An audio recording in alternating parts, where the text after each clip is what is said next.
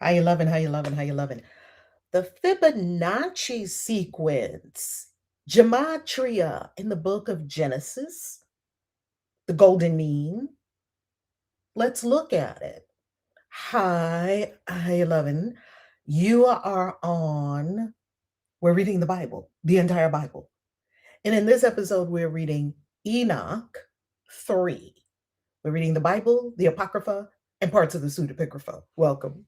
We're here every morning live at 7 a.m. Eastern Time. Or if you are watching this on the replay, welcome. Come on in. Come on in. Come on in. Welcome. Glad you're here, whether you're here with us live in the conversation. Pardon me. Pardon me. Whether you're live with us here in the conversation or you watch the replay or you watch this. I don't want to call it a replay. Hold on. Pardon me. Or you watch when you watch, and whenever you watch, you're having the experience. Let's go on screen share. Aha. Tree of knowledge. Pardon me. Now, this little throat thing started as soon as I got ready to go live. What in the hell?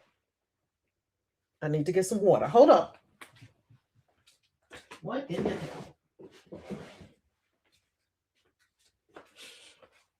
Okay. Fibonacci sequence, Gemmatria, Genesis. What is this about? I found it. So yesterday, we were speaking of, yes, I found it on a Reddit thread. No, I don't believe things that I read on Reddit. I don't believe anything I read anywhere. I'm getting rid of all my beliefs. I simply assess and I look at evidence and see if it lines up. Here is the movie Pi, and it is from 1998.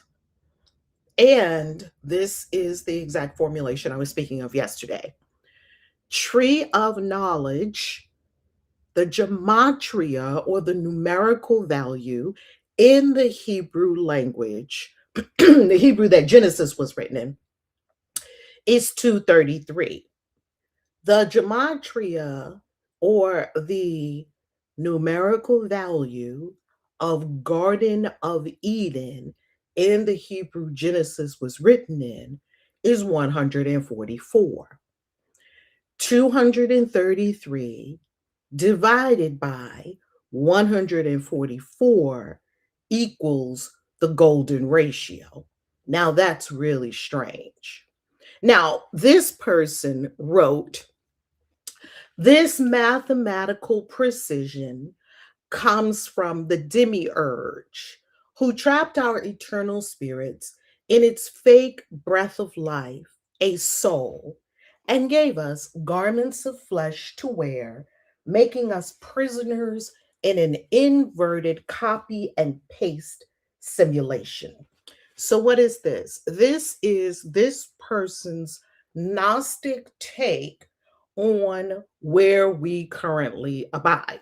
The Gnostics said, and to this day still say, we are trapped in a simulation, in a matrix. You could say that the movie The Matrix is exactly is not exactly, it is very close to a visual illustration, demonstration, a visual story of Gnostic thought. Why? Because in Gnostic thought, the creator in Genesis is not good. The creator in Genesis is a fallen aspect of the supernal divine. The divine has an aspect that broke off and fell into darkness, let's just say. And the divine remained whole. Well, the divine remains divine, the eternal light, the eternal splendor. This part that fell into darkness thinks it is God. It thinks it is the one. It does not recognize, understand, or even know. It doesn't have gnosis, Gnosis, to know. And this is not knowledge. This is experiential knowing, not knowledge, knowing. This fallen demiurge does not have gnosis. It doesn't know itself. It doesn't know that there is a supernal all source full of light above it. The fallen has been called different names. Yaldabaoth is one of them. It has different names. This fallen, I'll just call it the fallen demiurge, or I'll call it the demiurge. The demiurge is the one who Gnostics say is speaking in the Garden of Eden. The demiurge created a garden of physical delights, delicious foods, just a place for you to be totally asleep and never wake up to your divine nature, trapping the sparks of light. That's us. We are sparks of light of the divine, trapping sparks of light, pardon me, in a body, a meat suit, and eating all these, having all these pleasures, and eating all this delicious food, and sexing, and enjoying ourselves, and sleeping, and laying around, and making nothing much of yourself. All of that is so that you will never gain gnosis of who you truly are. The divine spark that lives within you will never be revealed, and you'll be asleep forever, and you'll never take the red pill and wake up, whichever one was the red pill or the blue pill, the red pill or the blue pill.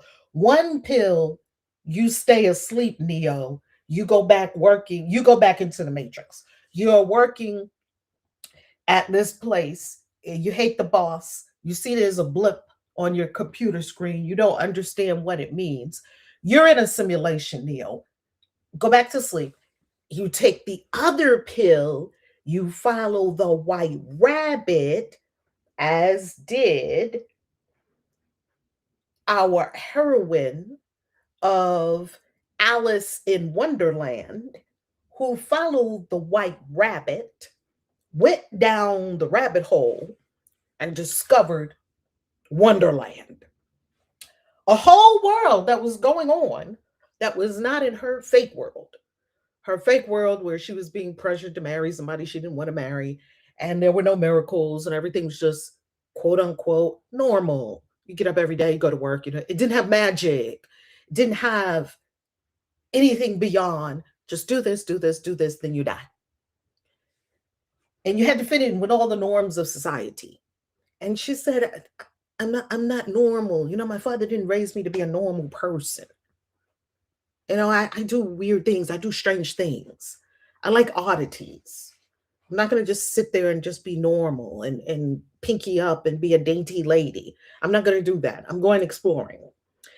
And so she took the pill that would take you down into, or I would say out of, the simulation. Therefore, whenever we see something like this, the mathematical precision, you can choose as to where you think this mathematical precision comes from. This person says on Reddit that this mathematical precision comes from the demiurge. That's a very Gnostic approach. It's a way of looking at things. I'll give you another way of looking at things.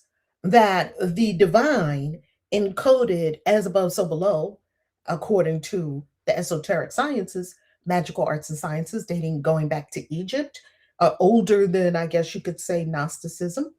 You go even older than the very bad God of Genesis, older than Genesis. Because Gnostics have a way of dealing with Genesis. Well, what if you didn't have Genesis? Let's go to the pre-Genesis world. and Genesis has not been written yet.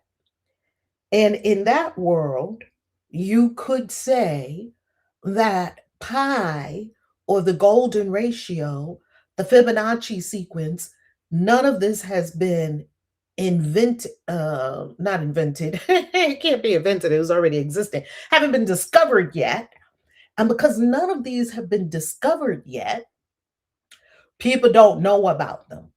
So, how could the writer of Genesis come along, or writers, a person, a group of people, how could writers come along and encode the golden ratio into the book of Genesis when it wasn't discovered yet? This is a great big question. So you could look at it from this perspective, that the divine did that the divine, the source of all, the infinite love, light, power, wisdom, creativity, bliss, beauty, the all, consciousness, we could call it consciousness. The all is not spiritual. I know this sounds super crazy coming from a spiritual gal. I have spent much time with the all, just like I do every morning in my meditations, early in the morning during the witching hour. The all is not spiritual. The all is not spiritual. How I approach the all is spiritual. The all itself is not spiritual. An atheist is connected with the all. You can't not be connected with the all, because the all, or the source, is simply consciousness. So don't think you have to say a prayer to approach consciousness. You don't. You are consciousness. You are the all. You are the infinite energy stream, or that which is beyond words. I could not put this into words if I tried. The all. So we try to approach the idea of the all with these words that are insufficient. Yet we use these words as symbols. The infinite source, the all, the consciousness, let's call it, infinite intelligence, is in everything, everywhere, at all times, scientifically proven. And I'll tell you how this is unfolding with scientists like Nina Aked Armani. Let me get his name right. Nina Armani Aked. Nina Aked Armani. Maybe that's it. Nina Aked. I'm going to find this Armani. Okay, I'm going to find this scientist for you, who is doing incredible work on that which is beyond space and time. Space time is dead. It's over for space and time. It was a good ride while we had it. And now scientists are seeing that beyond space time, there's more. There's just more, right? Cosmological polytropes, permutations, they call them permutations, mathematics beyond space and time. Let me look at cosmological polytropes. I'm pretty sure that's what they call them. Cosmological cosmological polytropes, polytopes. That's it. Arkani Hamed. Thank you. Nina Arkani Hamed. Write that name down. Hold on, I'll give you the exact spelling. Nina Arkani Ahmed. I knew I would find it. Oh, Hamed. H-A-M. Okay, here's the spelling of his name. And I will show you this scientist. Hold on. Because I love this scientist. I'll show you this scientist. Come on in, come on in, come on in. I know this is a lot to start with on a Saturday morning at 7 a.m. in the morning. We're just groggy coming out of bed. And all of a sudden, we're deep in a conversation about the Fibonacci sequence, Gemmatria in the book of Genesis, the golden ratio, the demiurge, and Gnosticism. I know that's a lot first thing in the morning. And so I want to acknowledge that. Yet we're here for it, are we not? We're here for it. This is Nina Arkani Hamed. Brilliant scientist. Oh my goodness. I love listening to the scientists, even though, I must say, even though I do not understand many of the things he says. I love listening to this physicist. He is absolutely incredible. And has he won a Nobel Prize, Breakthrough Prize in Fundamental Physics? He has a brilliant mind. So look him up on YouTube. There it is, The End of Space-Time. They've been saying it for a long time. He's a theoretical physicist. They've been saying it for a long time. Okay. Also, Donald Hoffman. You've heard me talk about Donald Hoffman very often. So let me put Nina Arkani Hamed in the chat and look him up. This is the best way to wake up. Reverend Evelyn, you're like me, right? This is the best way to wake up with Gemmatria, the Fibonacci sequence, the demiurge, the golden ratio. Oh my goodness. So, what is the golden ratio? Fascinating. This is why I do not think that the golden ratio came from the demiurge. Now, you can, maybe you're like the Reddit person. You think that this exact mathematical precision that's throughout the entire universe, you may think that that's from the demiurge, because you would have to think that, because in Gnosticism, the demiurge created the physical. The demiurge does not know that there is something above the physical. So the whole idea of Gnosticism is to disconnect not so much from your body. That's why Gnostics, many of the Gnostics didn't have sex. They took a vow of celibacy. They ate very simply. They didn't kill animals. They didn't eat meat. They lived an aesthetic lifestyle. They lived many times away from the city, up in the mountains, like the Essenes. I cannot say that the Essenes were Gnostic, yet the Essenes did not, they weren't in the city indulging in all the things that you could get yourself caught up in the city, in Jerusalem. They were out in the wilderness, like John the Baptizer, and the description of John the Baptizer. When you hear me refer to John the Baptizer, let me say this. This is a Jehovah's Witness statement because of my training and my 26 years I spent in the cult. Everyone else calls him John the Baptist. Jehovah's, as it came out my mouth, I said, oh, wow, let me acknowledge this Jehovah's Witness stuff still in there. Jehovah's Witnesses call him John the Baptizer because they don't want Baptist in their cult. So they don't call him a Baptist. They call him a baptizer. Very important. John the Baptist. You can't say that in Kingdom Hall. You've got to say John the Baptizer. He baptized people. Therefore, he was a baptizer. Okay. I mean, I'll give them that. I don't see anything wrong with that. The wording is accurate. The intention is flawed. Anyway,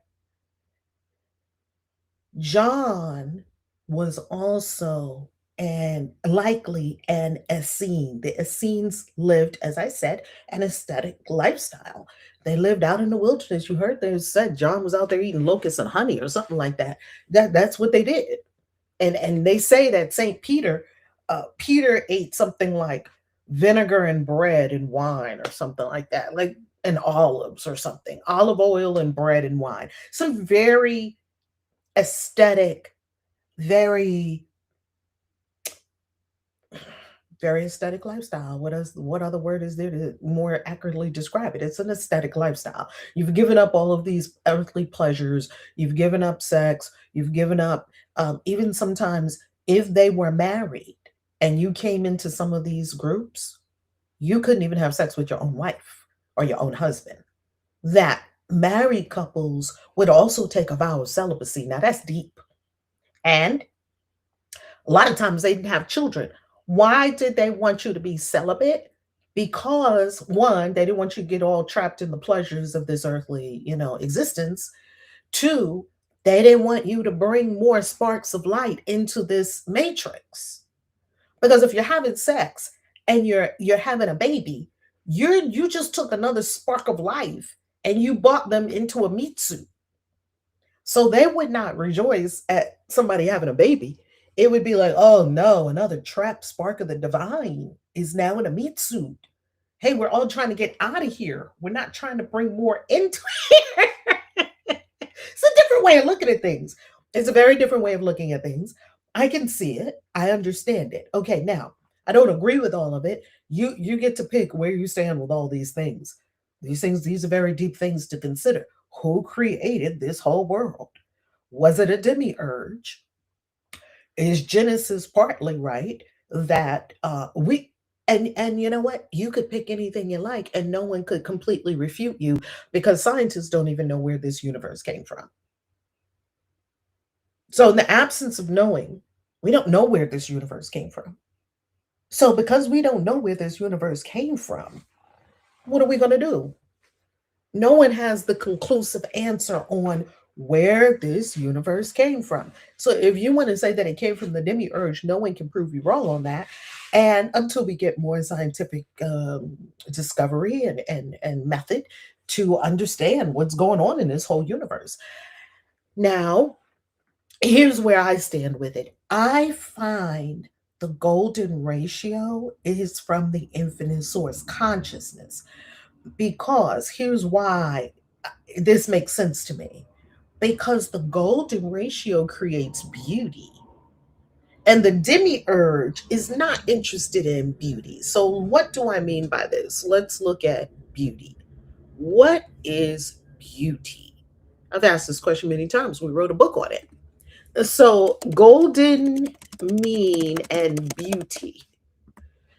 So, the golden mean is 1.618. It's mathematical ratio that is associated with beauty and balance and harmony. That as you go around, it looks sort of like the spiral of a shell. Let's look at the images of it. And it would appear that this golden mean, this is what it looks like.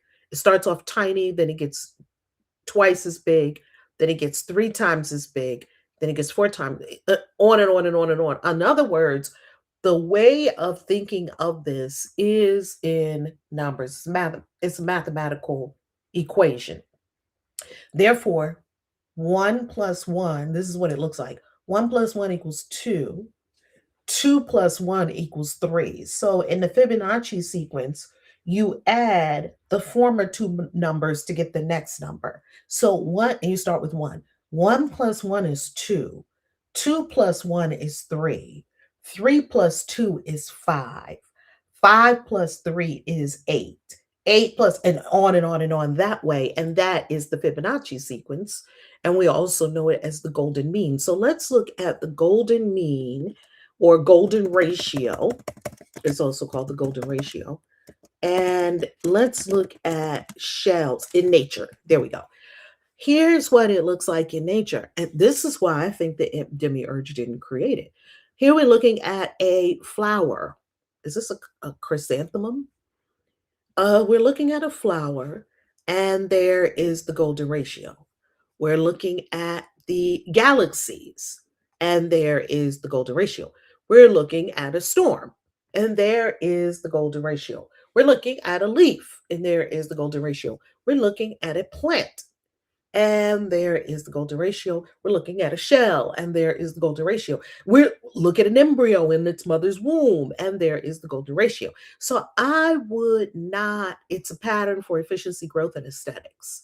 Okay, is it an algorithm? Because it's found in the logarithmic spirals of shells and galaxies. Is it an algorithm? You tell me. John, I love this. John, I love this. This is such a great comment. John said, it is more intelligent to say, I don't know. Isn't that the truth? Right. We don't know how the universe came into existence. And we don't know answers to some really big questions in life. Like, who put the golden ratio there?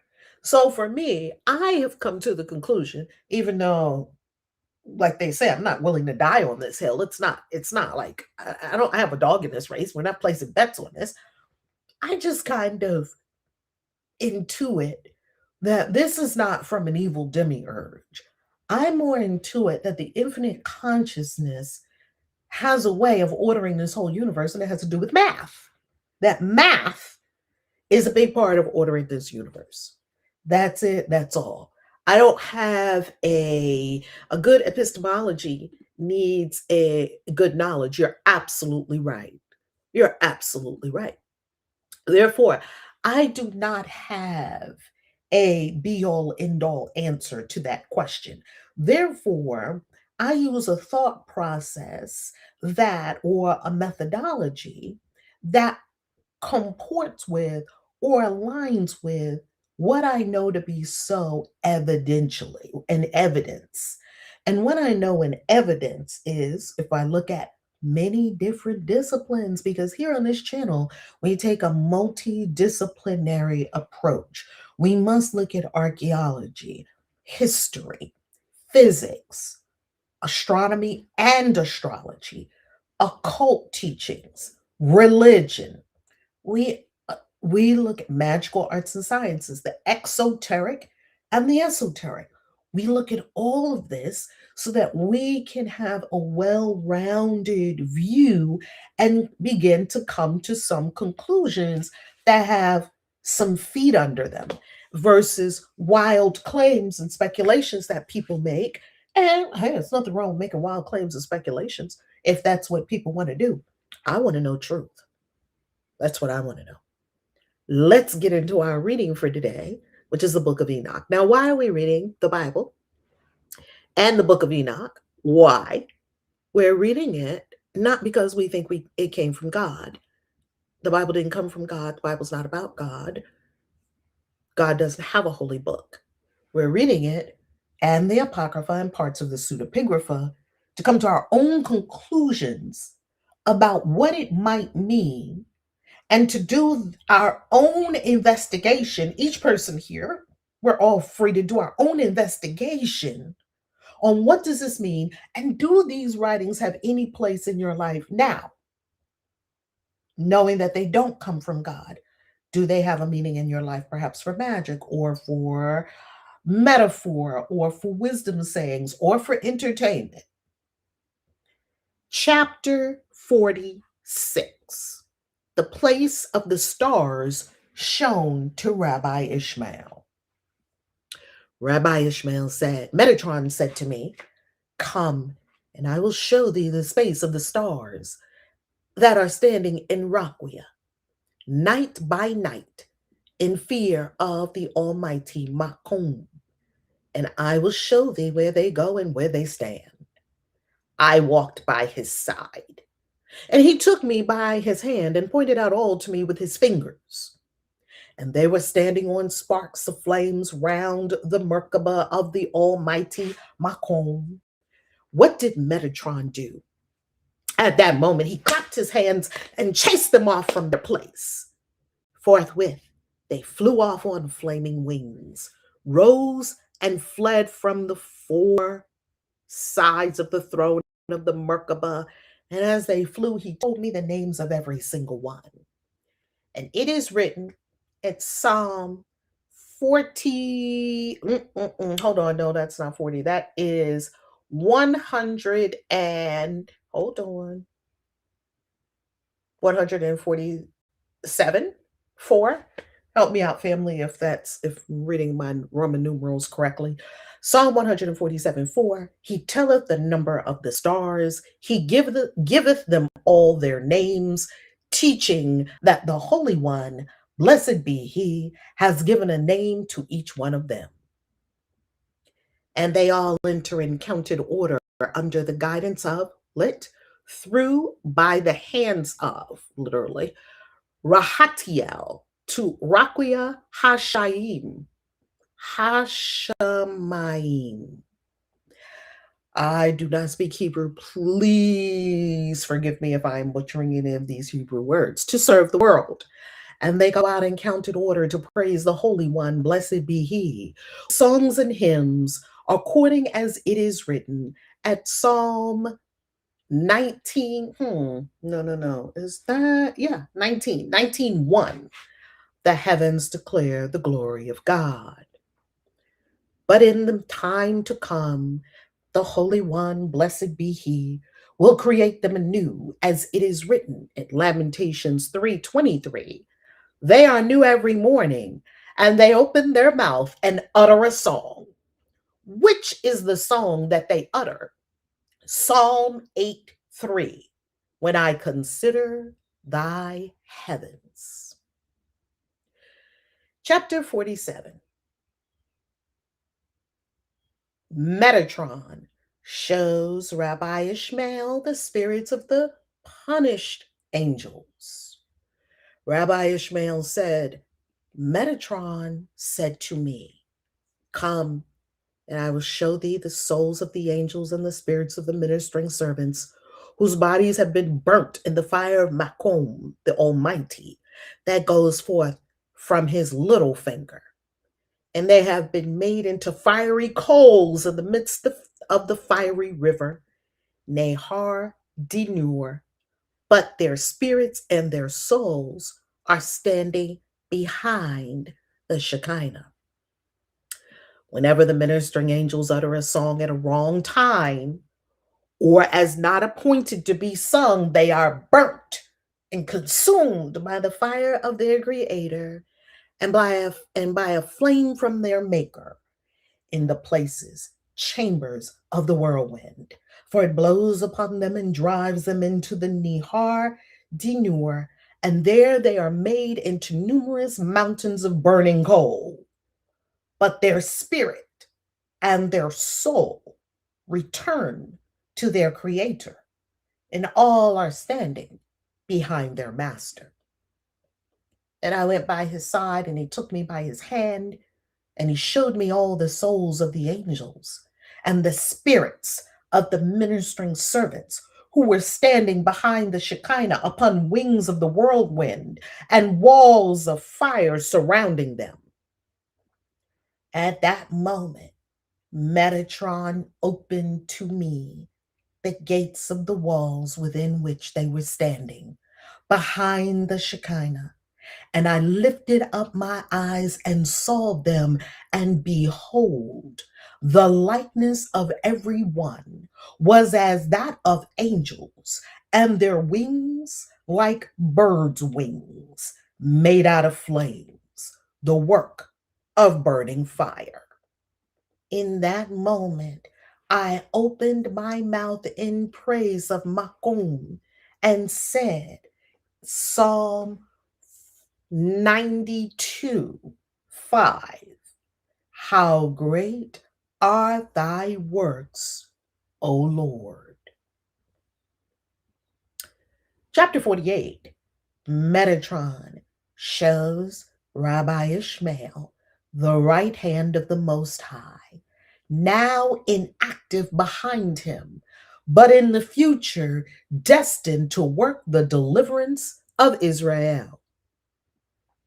Rabbi Ishmael said, Metatron said to me, come, and I will show thee the right hand of Makom, laid behind him because of the destruction of the holy temple, from which all kinds of splendor and light shine forth, and by which the 955 heavens were created, and whom not even the seraphim and the ophanim are permitted to behold until the day of salvation shall arrive.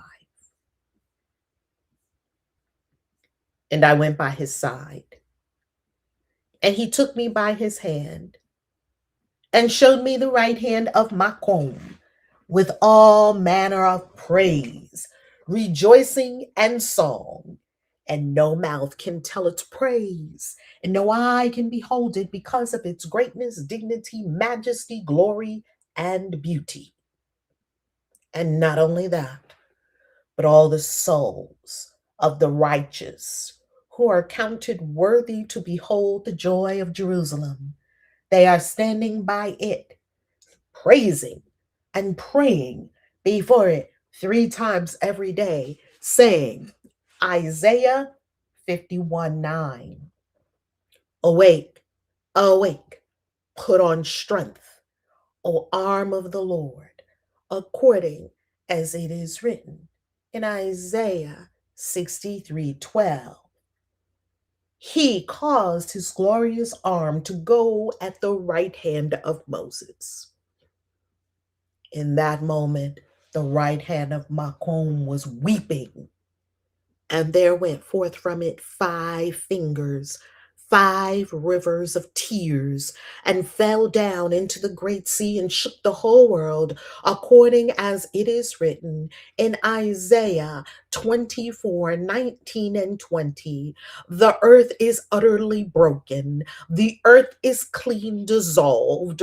The earth is moved exceedingly. The earth shall stagger like a drunken man, and shall be moved to and fro like a hut. 5 times corresponding to the fingers of his great right hand.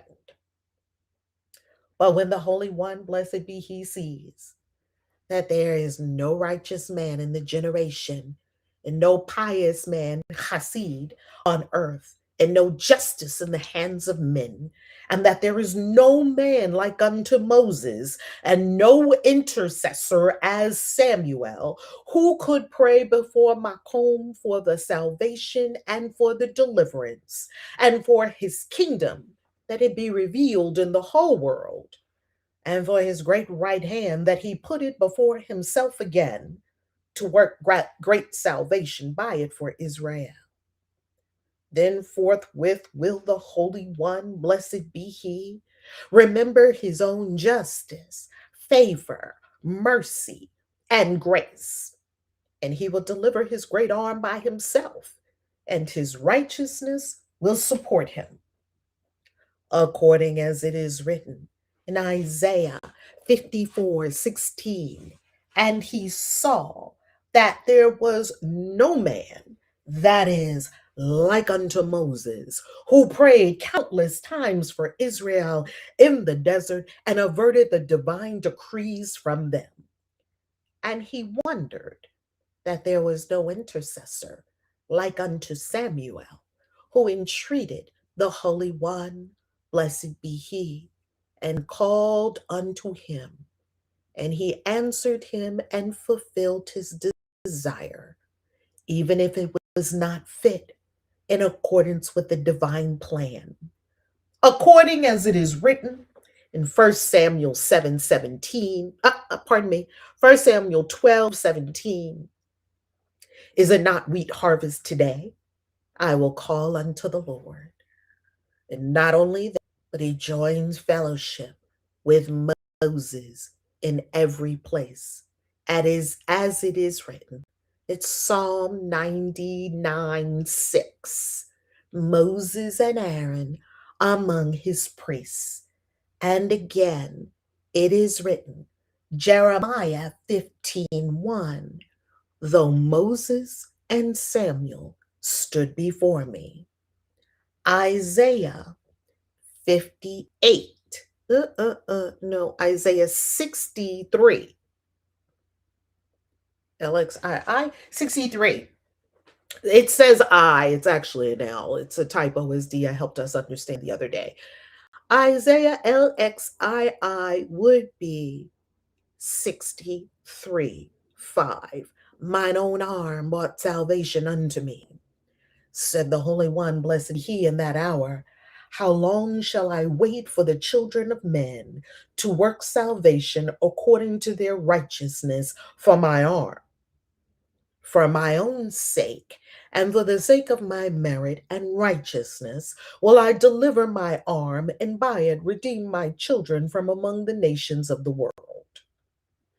As it is written, Isaiah 48 in, for my own sake will I do it, for how should my name be profaned? In that moment will the Holy One, blessed be he, reveal his great arm and show it to the nations of the world. For its length is as the length of the world, and its breadth is as the width of the world.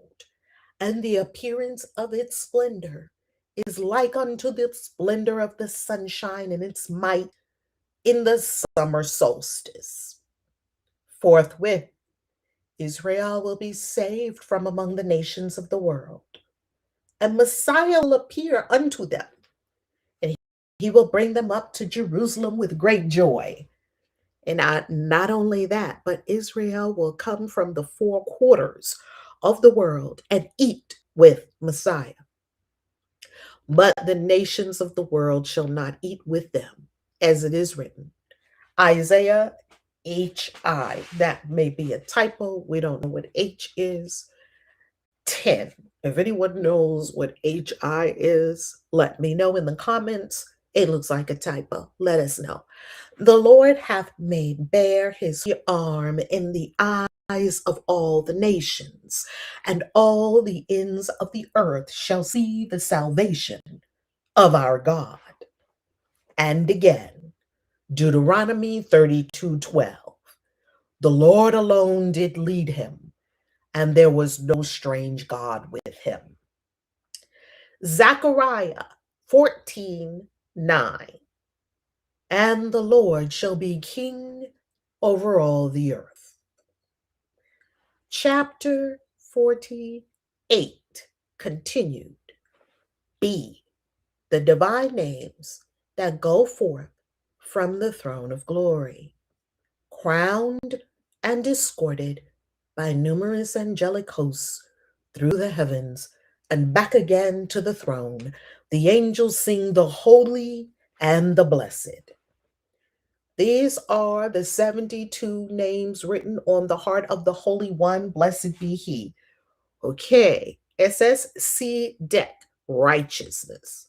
Sapel, Sur, Isaiah 26:4. SBI, Sadelko, righteous.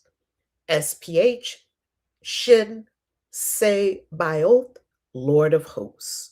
Shaddai, God Almighty, Elohim, God, YHWH, SH, DGUL, WDOM, SSS, YW, F, HW, HB, Yah, HW, WWW, SSS, PPP, NN, HH, Ha, Living, Ha, Rakeb, Araboth, riding upon the Araboth, Psalm 68:5.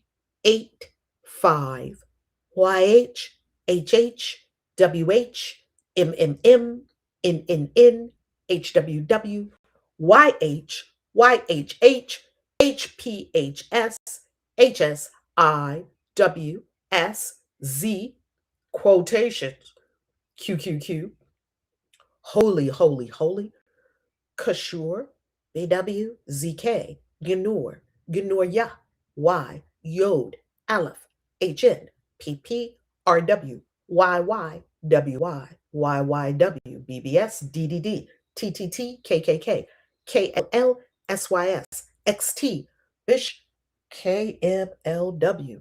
Blessed be the name of his glorious kingdom forever and ever, completed for Melech. How Alam, the King of the Universe. JBRH, LB, the beginning of wisdom for the children of men.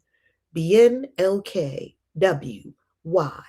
Blessed be he who gives strength to the weary and increaseth strength to them that have no might.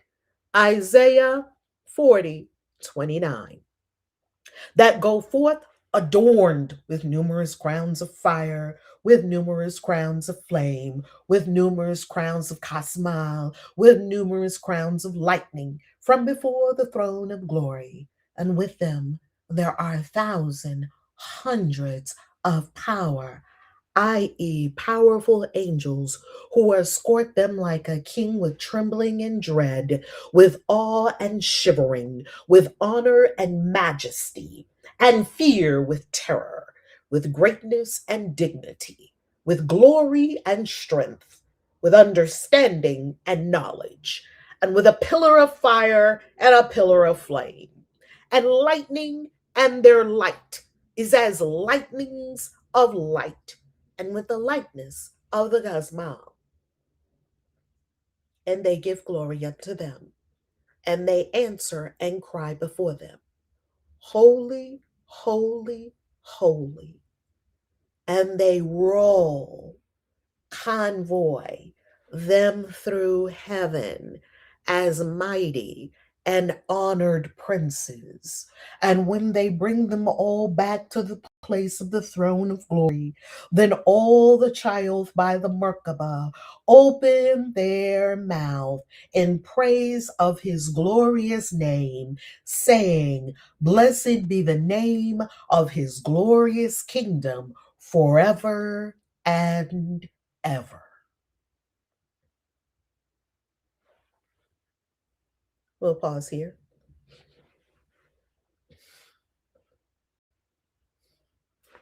Tomorrow, we will complete the book of Enoch, third Enoch.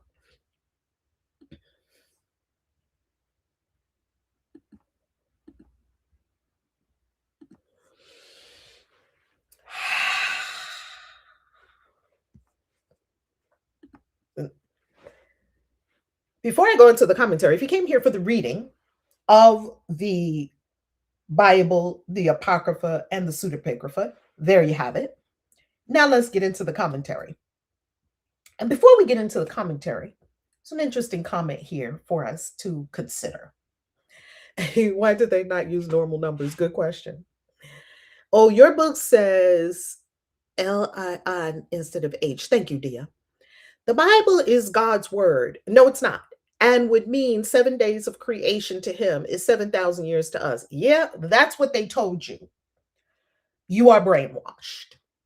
So since you took it upon yourself to come into my stream, you're in my living room now. Therefore, and you put your comment in the atmosphere. So we have the opportunity to have a conversation about it. So you're brainwashed, and you're brainwashed by the church. And I hope, it's my fervent intention, not prayer, intention. I don't pray to anything anymore. It is my, and I'm not an atheist by no means. I'm a minister of spiritual consciousness. It is my intention with this series to support everyone in waking up to the understanding that the real God is not in the Bible. The Bible's not about God. The Bible has nothing to do with God. The Bible's not a spiritual book. The Bible's not a holy book. God's not in the Bible at all. The Bible has nothing to do with God. And I did so much research on this topic that I wrote a whole book about it. Yay. Let's look at it right now. Thank you so much for your comment. Thank you so much for your comment. It gave me the opportunity to share, once again, the book, The Real God is Not in the Bible. And here I will give you, let me copy the URL, and I will give you all the opportunity, absolutely, to go ahead and make sure that you are registered with Kickstarter so that you will be notified when the paperback and the hardcover are released. And let me make sure I'm still on screen share. Yes, I'm still on screen share. And I'm also going to give you the link to my Amazon store. Actually, I'm going to give you the link to this specific playlist. This specific playlist, it's not a playlist actually. This specific list, this very specific list, I collated for you of books one would want to read to understand what the Bible is, but only if you want to. If you still want to believe lies from church, go right ahead. Church lied. If you still want to believe lies from church, that's okay with me. That doesn't have anything to do with me. The Real God is Not in the Bible. You can buy the ebook right here on Amazon. The Real God is Not in the Bible, How Religion and Superstition Blinded Humanity to the Truth for Thousands of Years. The book is several hundred pages with absolute proof from a multidisciplinary approach, including archaeology, astrology, astronomy, biology. Astrology and astronomy used to be one and the same before they were separated in the Age of Reason. Biology, geology, geography, history, mythology, and textual evidence that the Bible has nothing to do with God. Shocking. God ain't in the Bible. All right, now let's get into the commentary now that I entered that comment. Thank you for leaving your comment. Now, let's get all comments are welcome, and even comments from people who are clearly bamboozled by church, all good, and comments from everyone. As you can see on my YouTube channel, I have all comments, even hate comments. I just leave them be, whatever. Say whatever you got to say. However, there are some comments that we will delete if they're just mean and disrespectful and rude. And family, if you see comments on this channel that are mean or disrespectful or rude, simply report them. Yeah, comments where people just differ in opinions, all good. I like differences of opinions. And comments from people that are just bamboozled by church, still there, I understand, because I too was bamboozled by Christianity. It is the biggest bamboozlement that has taken place on planet Earth for over 2,000 years. And now people are waking up. Malcolm X was right. You didn't land on Plymouth Rock. Plymouth Rock landed on you. We've been hoodwinked, bamboozled, run amok. He was waking us up. And guess what?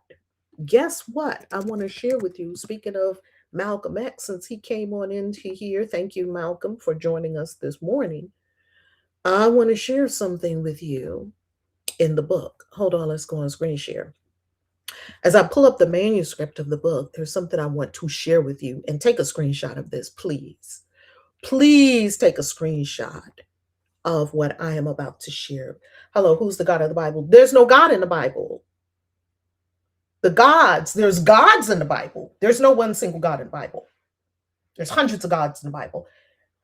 Ancient Israel worshipped no less than 234 gods, possibly more, of which Yahweh was one of them, a minor storm deity, more likely maybe having something to do with copper and metallurgy.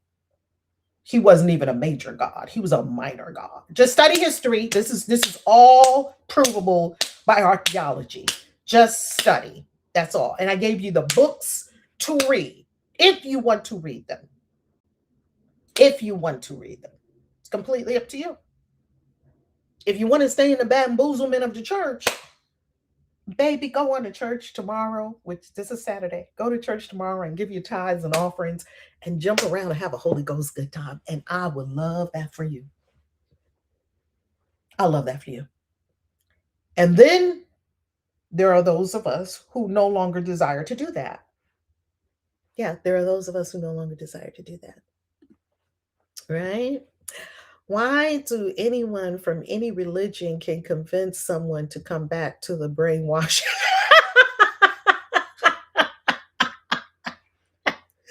That's not going to stop them from trying, though. Once you're free, you're free. You're searching for truth. I'm so happy you're here, Patricia. I am so happy you're here because I am here for those who are truly searching to be free. That is my ministry. My ministry is founded on freedom, spiritually, mentally, emotionally, physically, and financially. Freedom, freeing the mind from all the shackles, freeing our minds to think that this book is from God. I have an entire Bible collection, which I love. I'm not getting rid of my Bibles. I view them as humanity's library, a collection of works and books that hold great value for me. That's what I came to. Now, everyone else has got to come to their own relationship with the Bible or not. You don't even have to have a Bible. It's completely up to you. Bible's not mandatory.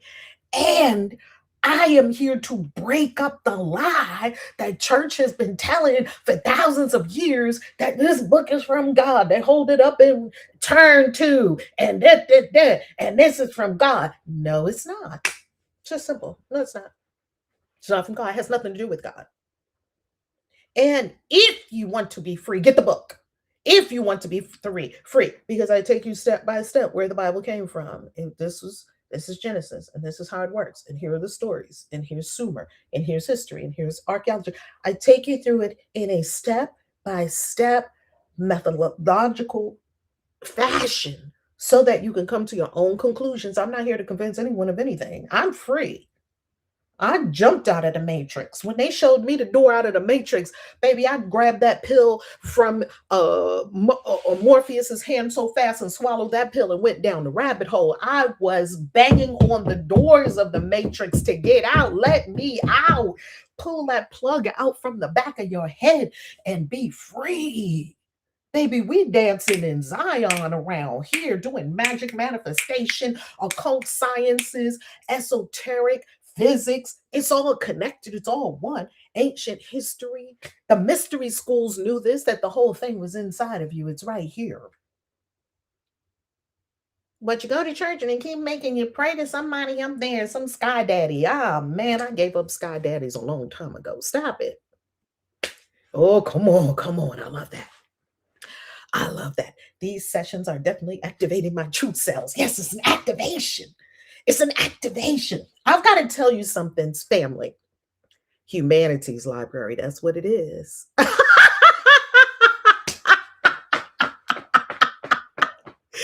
love this. Oh my goodness. Only Denelzia would have come up with this. Denelzia is a wordsmith, I tell you. Denelzia said library, Lie. Because it does have a lot of lies in it. We cannot lie about that. The Bible has a lot of lies in it. And here's the thing: we're only family. Let me show you where we are in this truth session, and it has already been extreme. Oh, I didn't show you what I was going to show you. First, let me show you the epigraph in my book. Please take a screenshot. Hold on, I'm a screen. Please take a screenshot from beloved Malcolm X. Please take a screenshot. Despite my firm convictions, I have been always a man who tries to face facts and to accept the reality of life as new experience and new knowledge unfolds it. I have always kept an open mind, which is necessary to the flexibility that must go hand in hand with every form of intelligent search for truth. That's Malcolm, who spent years in prison and his eyes went bad because he read so many books. Reading books in the dark. That's why he wears glasses. Well, he doesn't wear glasses anymore. He's in the infinite realm of the ancestors. Coming now, sharing with us some wisdom. You can tap into the stream right now, stream of consciousness that is Malcolm X. I sure did. I tapped into the stream of consciousness that is Malcolm X. Malcolm X, give me something good for this book. Boom. A direct quote from Malcolm X. And it frames the book so well. This is the epigraph, the quote, before you even dive into this book. Yes, you can have firm convictions and face facts. And we can accept the reality of life as new experience and new knowledge unfolds it. The reality of life is being unfolded by new experiences and new knowledge. I've always kept an open mind, which is necessary to the flexibility that must go hand in hand with every form of intelligent search for truth. That's what we're doing here, an intelligent search for truth. We're not on the fairy tales of church anymore. And one of my favorite, baby, by any means necessary. Come on, we know Malcolm was telling the truth. That's why they offed him. Or that's why he let himself be off, because like Jesus and all great teachers that have come to us, you can't take my life. I can give it up. You can't take my life. The question is, do you want truth or do you want your beliefs? That's the only question you have to answer. Do you want truth or do you want your beliefs? And you can have either one. You can't have both. You can't have both. You can't have your beliefs and truth, because truth is going to keep coming along and slap down one of your beliefs. And then more truth is going to come along and slap down another one of your beliefs. And then more truth is going to come along and slap down a big belief. Oh, damn. And your beliefs just keep getting slapped down by truth. Now you have a choice in this whole idea of being open, not gullible. Like he said, I have my convictions and I'm also open. I'm firm and I'm flexible. Did you get the nuance of what Malcolm is talking about? Malcolm is not saying, be all over the place, just be a floozy floating along in every conspiracy theory that comes along, unproven or proven. He didn't say that. He said, I have my convictions. I'm rooted and I'm firmly planted in something, and I'm open. It's a paradox. You must have both. You must be firm and flexible. That's a tree. It's rooted, it's firm, and it's flexible. If it wasn't flexible to bend in the wind, it would break. It's planted and it's growing and open. It's rooted and it's reaching up and out. That is it. Yes, law of polarity. Look at that, Tony.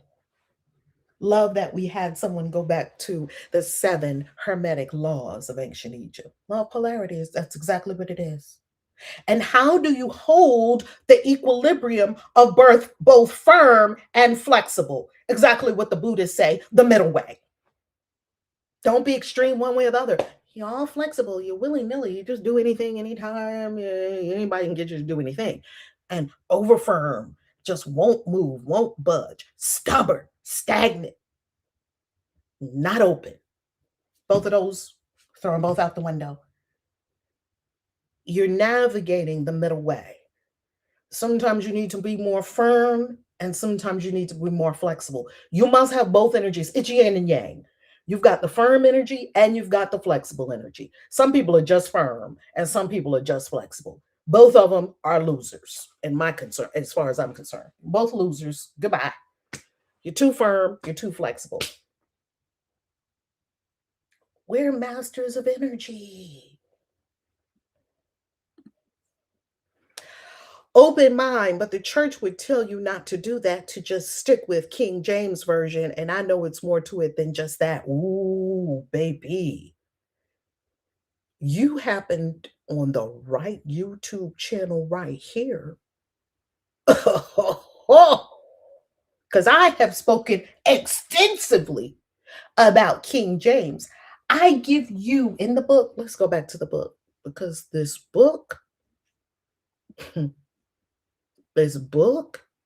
is beyond anything I have ever written. Let me show you something in this book. See, in order for you to understand King James, you have to understand King Henry VIII. If you don't understand King James, you won't understand King James. If you don't understand King James, King Henry, you will not understand King James. And here is why, or why it's a bad Bible.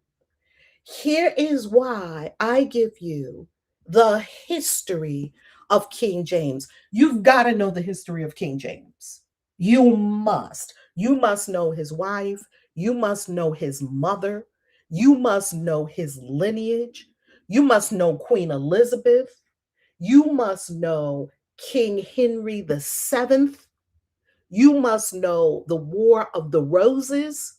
You must know King Henry the Eighth, King Henry the Eighth's wives, six wives, and their children that led to King James being king, the religious atmosphere in England when he became king, what he grew up in, the Catholic Protestant. You must understand the milieu and the context of the King James Version Bible. Otherwise, you have no idea what you're reading. That's most people.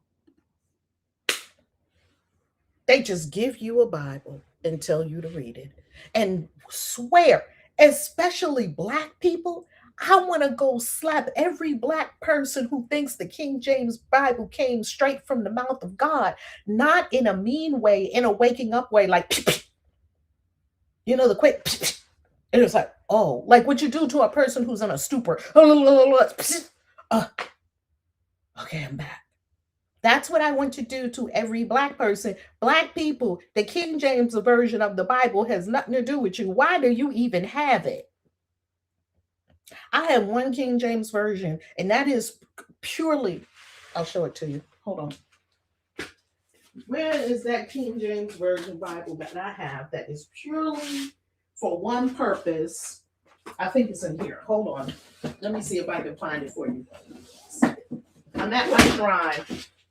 I think it's in one of these magical boxes. Pretty sure it's in this magical box right here. I'm gonna show you something. I keep one King James Version Bible.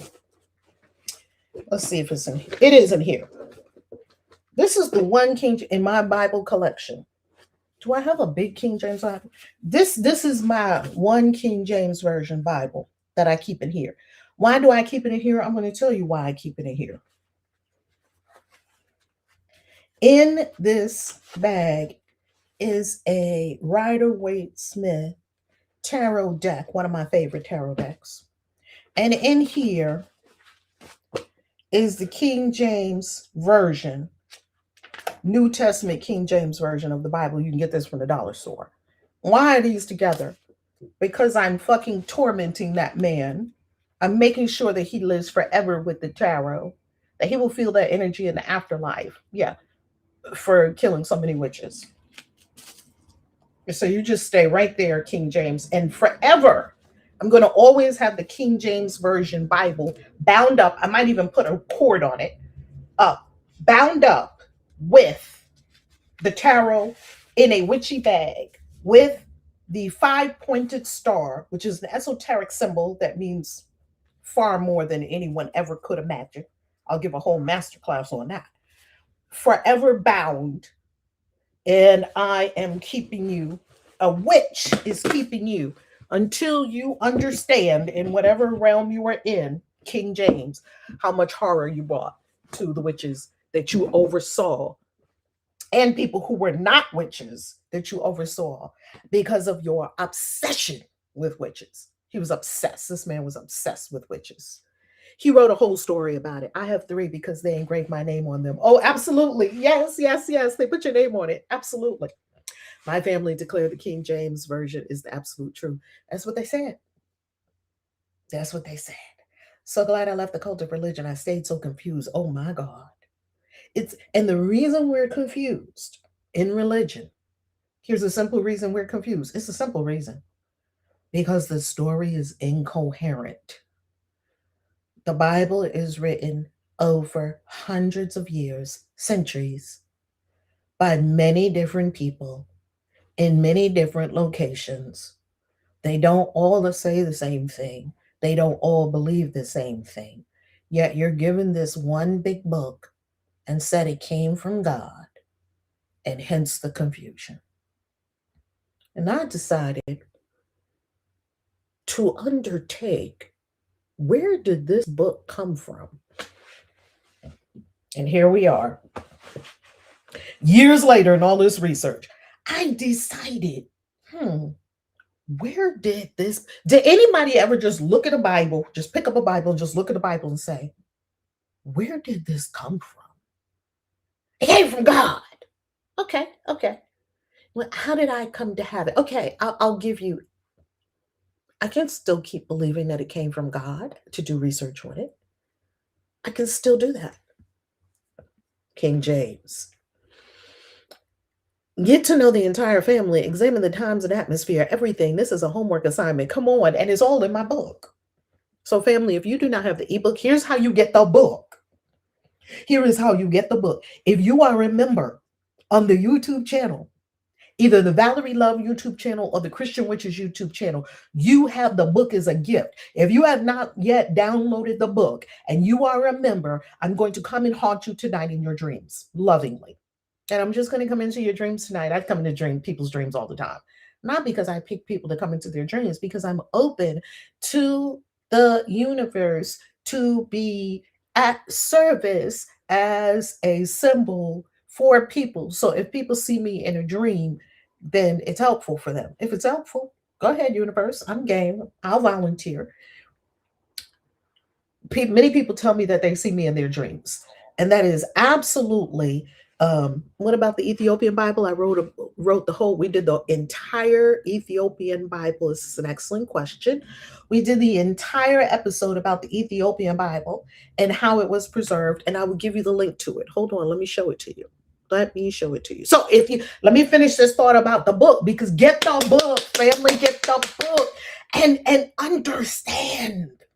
In all thy getting, get understanding. That word speaks to me. I don't think it came from God, just like I don't think Harry Potter or Lord of the Rings came from God either. It's great inspiration.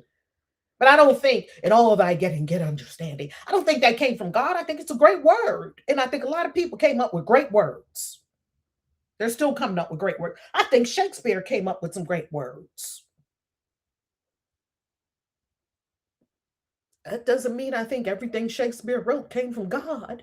The Bible for me is like Shakespeare. It's like Lord of the Rings. It's like Harry Potter. It's like Wheel of Time. It's like all the epic fantasy that you could imagine. It's magic. It's all of that. It's dragons. It's everything. Let me show you something about that. Oh, let me finish about the book. So if you are a member of the Valerie Love YouTube channel, the Christian Witches YouTube channel, go get the book. It is essential. It's a gift. You didn't even have to pay for it. It's a gift to all the channel members, because I want you to understand what we're talking about and not just understand it on the surface level from watching a YouTube video. I want you to understand it from reading it, or when the audiobook comes out later, from listening to it over and over again, so that it gets into your spirit and it unlocks new levels of learning and awareness. That's why you have the book as a gift. Members, I love you. Thank you. And if you're not a member, become a member and you'll have instant access to the book. It's right in the members area. If you are not a member and you don't desire to be a member right now, all good, buy the ebook on Amazon.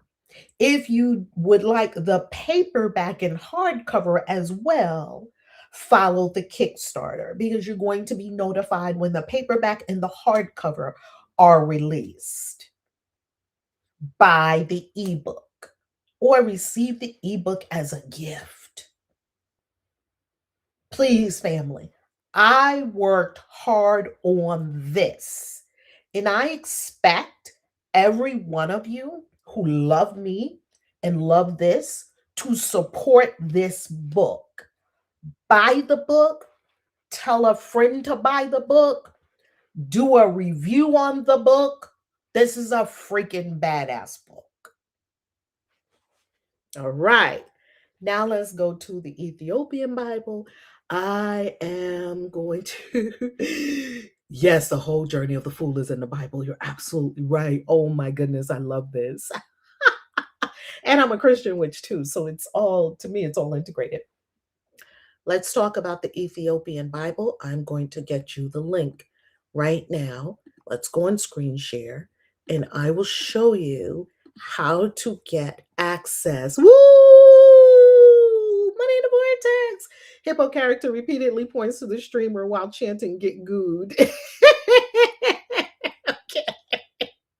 Love it.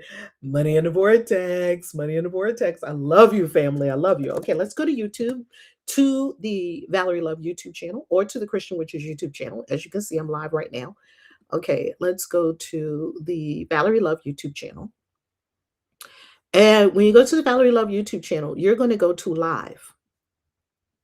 Live. And then you're going to go to this video right here.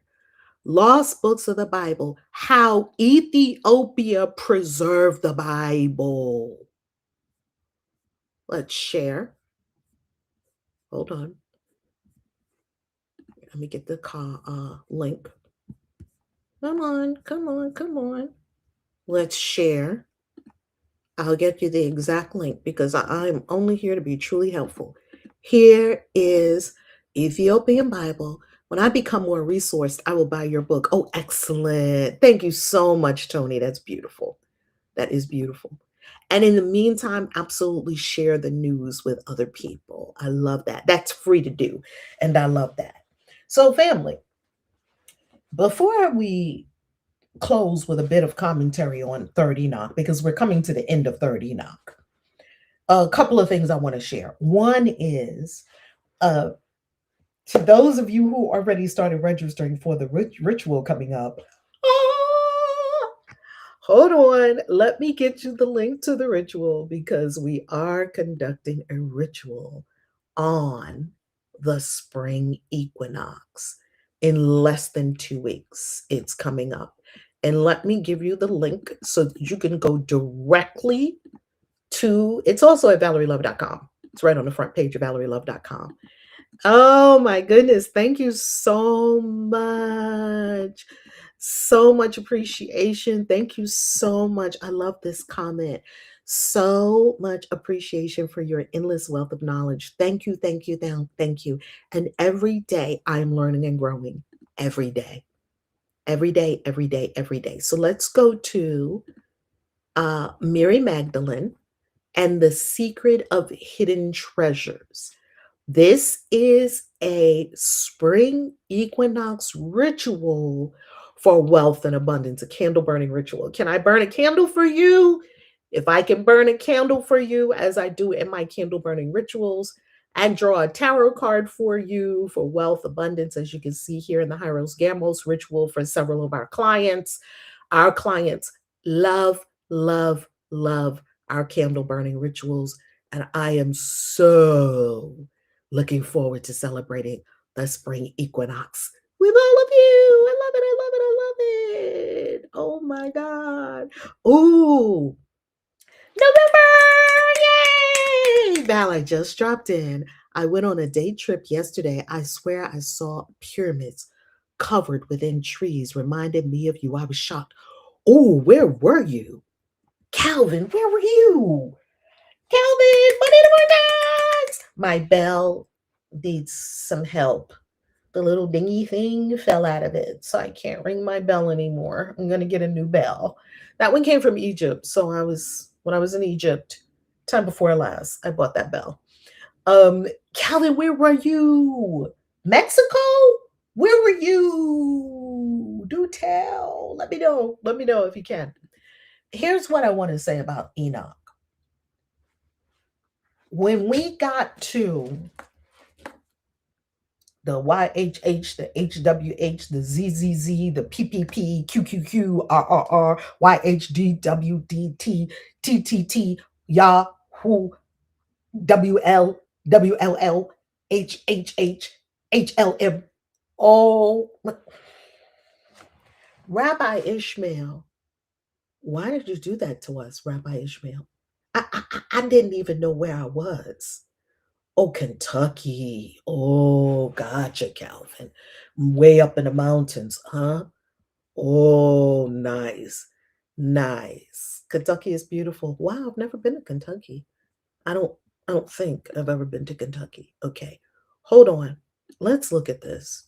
Because Rabbi Ishmael, I don't know what he did to me over here. What what what what Rabbi Ishmael? What is what MMMNNNHWWYHYHHHPHS holy. Uh, Rabbi is, I think he went into speaking in tongues right there. I think he was speaking in tongues because I don't understand. Okay, we're gonna pick it up tomorrow. That's the first thing I wanted to say about Rabbi Ishmael. And it reminded me of the magic words that are in this book. And here's why I say this. Because many of these magic words are incomprehensible. They're what we call barbarous names. And what is barbarous? It looks something like this. Can y'all see this? Can y'all see this name right here? It looks something like that.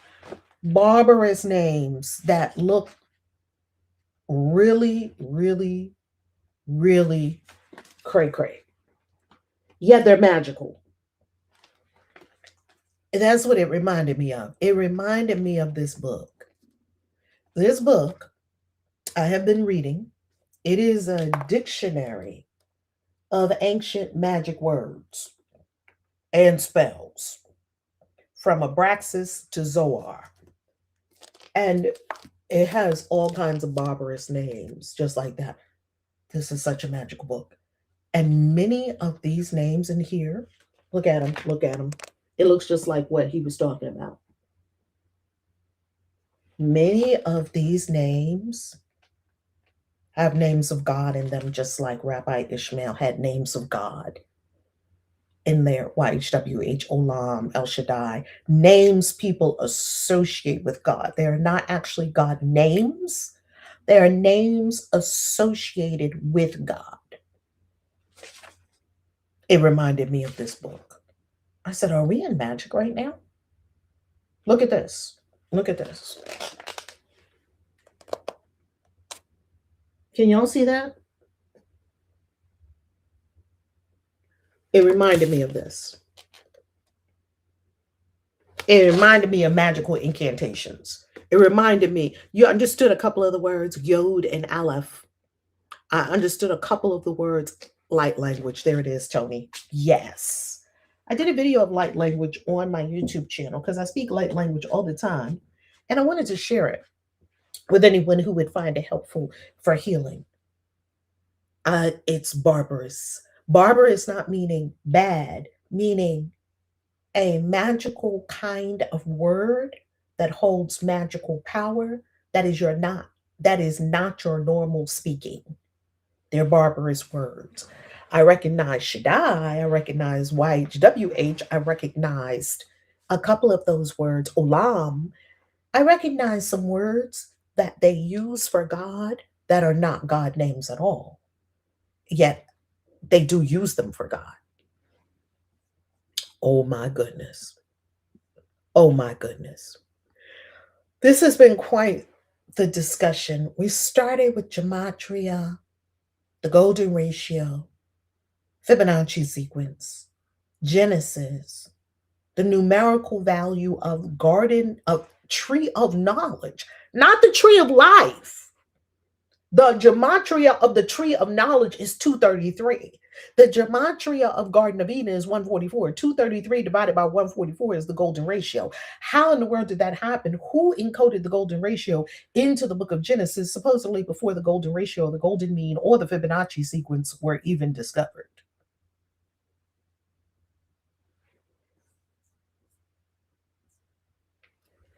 A yod is an astrological term meaning hand of God. Love that.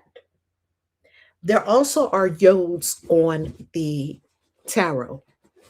Have y'all ever seen yods in tarot? They say, this is what one of my teachers taught me, one of my tarot teachers. If you look at tarot cards, you will see the Hebrew letters, the Rider-Waite Smith. Now, we talk about this in the mystery school. The link is below for the mystery school. Let's look at the Tower card. The Tower card, supposedly, these are yods. This is what some teachers say, that when you look at the Tower card closely, those little wisps are yods, meaning that this is a God-ordained thing that's happening when you have that abrupt lightning bolt from heaven situation going on and your whole shit gets all busted up. Yet it's divine. It needs to happen. This is what happened to us when we were in religion, and the lightning bolt of awakening and awareness zapped us and zapped us out of there. It wasn't pleasant. Still may not be pleasant for all of those who are on the journey. Yet it is necessary. There are other yods here also in the tarot. So if you look through the tarot, look and see if you can find, thought it was on one of the aces as well. Look and see if you can find yods. And a yod looks like this. Hold on.